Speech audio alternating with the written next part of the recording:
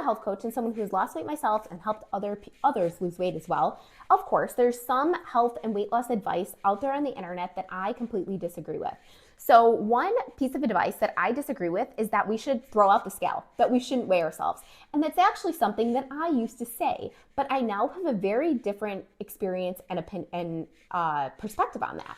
And the reason that I say this is if you don't want to weigh yourself, if you don't have a weight goal, that is totally different. I feel like if you have a weight goal, but if you're avoiding the scale because of how you think you're going to feel when you weigh yourself, I don't think that that's good advice. And I'll explain why.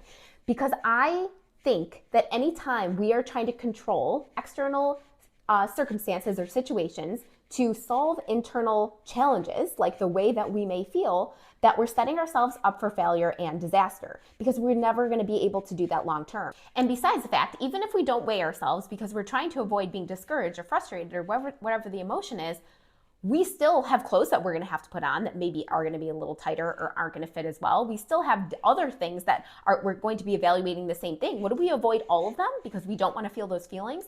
Instead, what I encourage you to do is learn how to manage your mind and deal with those emotions. And there's two things that I think are really helpful to do that. And one is going into the situation, deciding proactively, how do I want to think and feel here?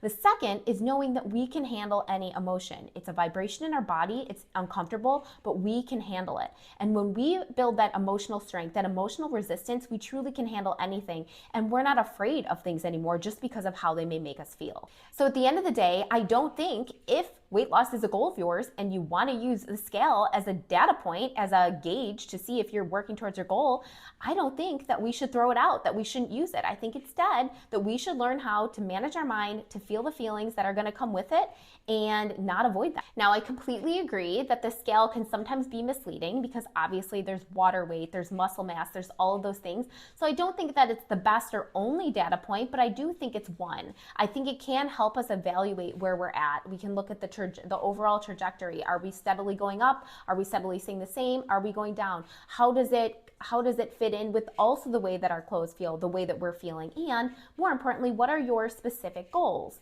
So I don't think the scale is the be all end all or that we have to use it, but I think when we say, let's throw it out, let's not use it because we don't like the way it makes us feel, that is something that we can explore. Because I think we're leaving a skill on the table that could be developed there that could help us in all other areas, whether it comes to health, weight loss, relationships, life, and job, that help us kind of take back our control and our power in all situations.